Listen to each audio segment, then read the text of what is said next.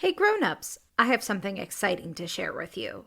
There's a brand new kids podcast out now that I think you're going to love. It's called Mysteries About True Histories. This show is perfect if you love adventures, solving riddles, and maybe even some wacky math problems. But I need a little help from some new friends to tell you more. Max and Molly, take it away. From the creators of Who Smarted, Starglow Media, comes a brand new podcast called Mysteries About True Histories. Does that sound serious enough? Max, we only have 30 seconds for this promo. Just tell them how your mysterious aunt recruited us into a secret order of problem solvers who travel time and have epic adventures.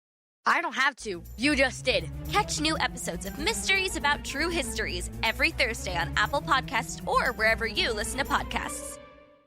Hi, my name is Cosmo, and this is Girl Tales. Thanks, Cosmo, for introducing us to the show. Cosmo joined us at the Girl Tales holiday party in December. Grownups, if you'd like to stay up to date on future in-person events, you can follow us at Girl Tales on Instagram and TikTok, or join my newsletter. The link is in our show notes. I'm Rebecca Cunningham, the host of Girl Tales, a kids podcast of feminist stories for a new generation. Before we get started, I'd like to send some very special shout-outs to Leela, Bodhi, Avi, and Roman, and wish a very happy birthday to Kira and Juniper Andres. Grownups, if you would like to hear your child's name at the top of our next tale, head to patreon.com/girltales and donate today. Now, on to our episode. This is another Goose Girl story, The Girl in the Shoe. Enjoy!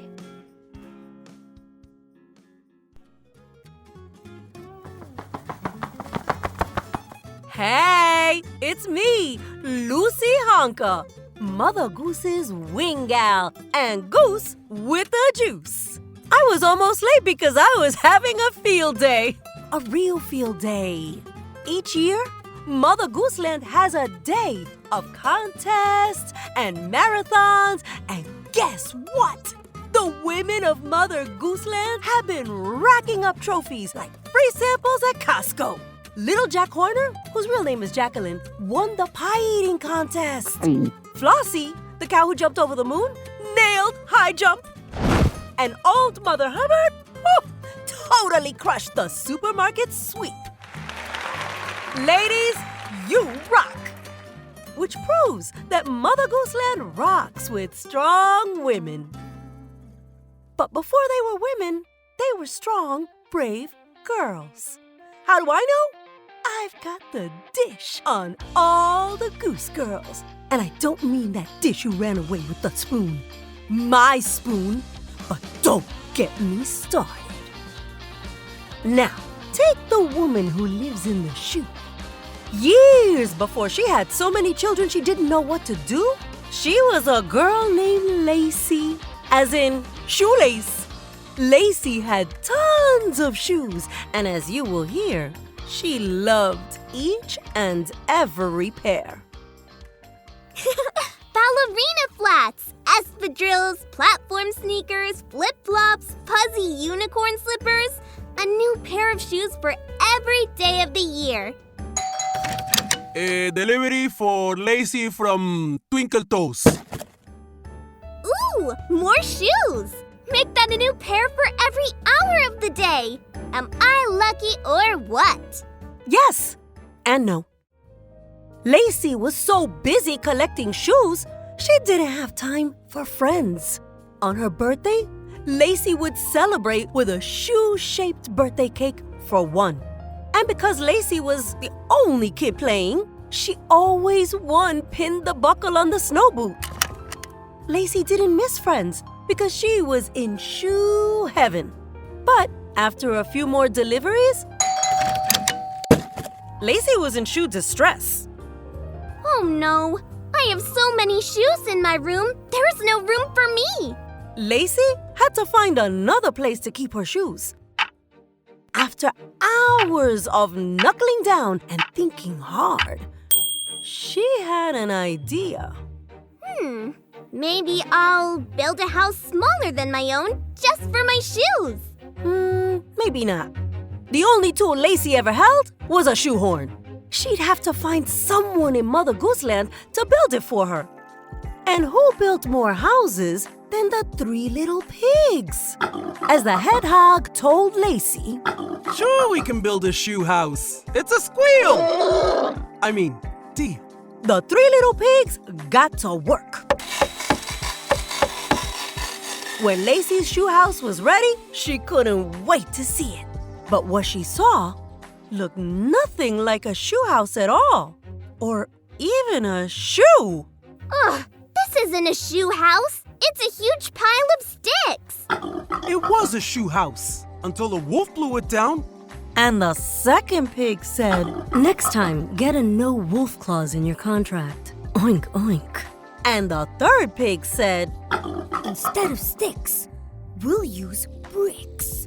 To which Lacie said with a sigh, No, thank you. Lacie had to find someone else to build her shoe house. But who? As she walked, she wondered and wondered until she stopped to smell the roses. Real roses in the garden of Mary, quite contrary. When Mary found out what Lacie needed, she put down her watering can, put on a hard hat, and picked up her toolbox.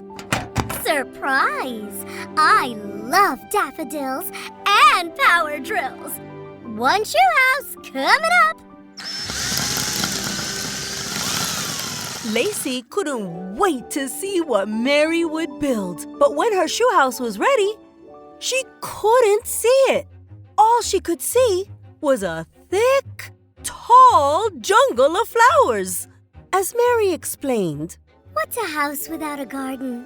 Oh, and you'll get used to the bees. Bees? What bees? "Those bees!" Lacie ran from the swarm like a bat out of a light show.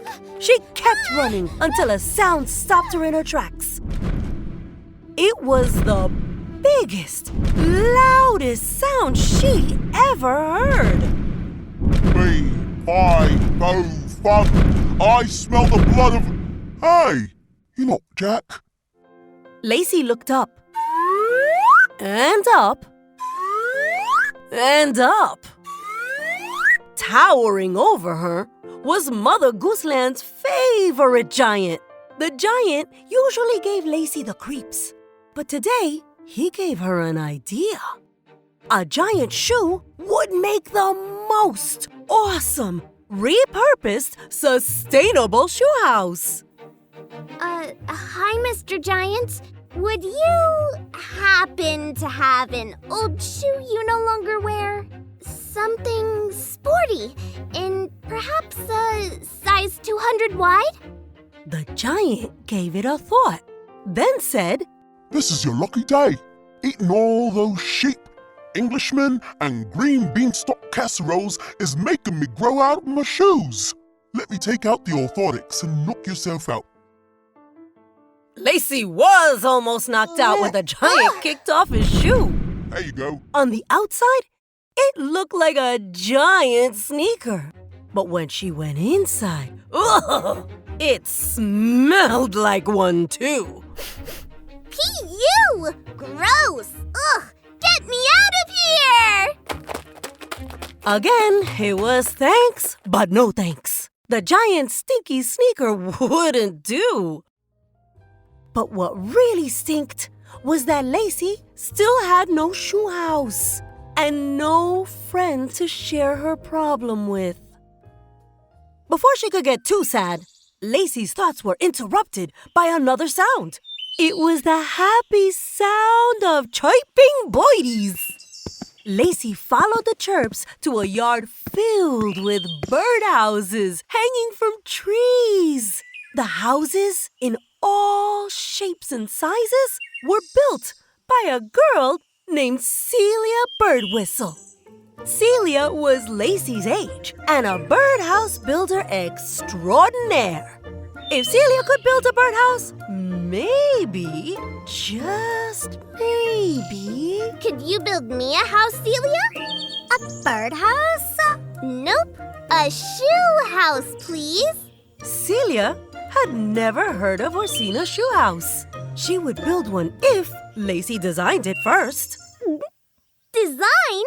You mean I have to draw it first? The only thing Lacie ever drew were smiley faces on her canvas deck shoes.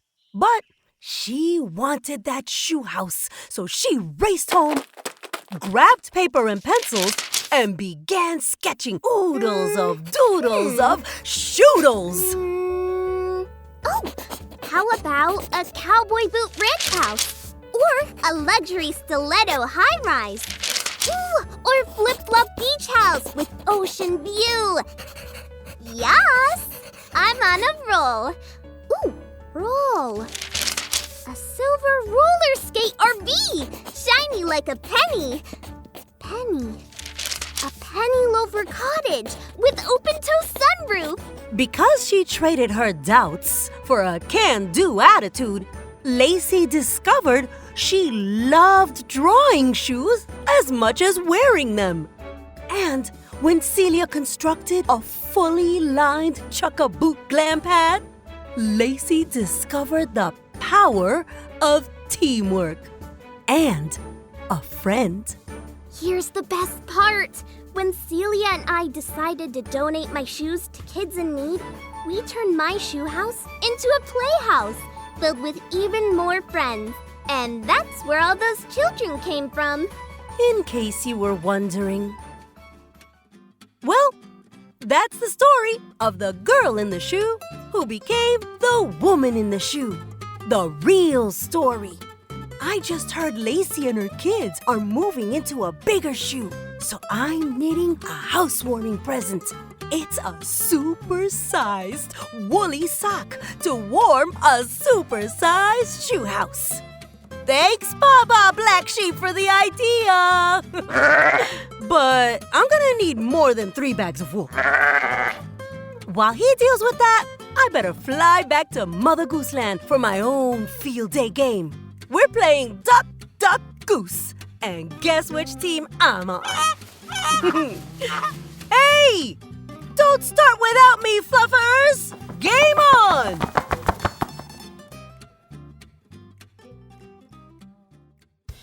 That was The Girl in the Shoe, created and written by Judy Katschke, produced by Megan Bagala, starring Annie, Henk, and Sabrina Glow. Line produced by Harry Poster. Executive produced by Rebecca Cunningham. Don't forget to subscribe, rate, and review on Amazon Music or wherever you get your podcasts. Grownups, if you would like extra stories for your Tailblazers to listen to, like the original Alice's Adventures in Wonderland or The Wonderful Wizard of Oz, performed by me, well, there's only one place to get it.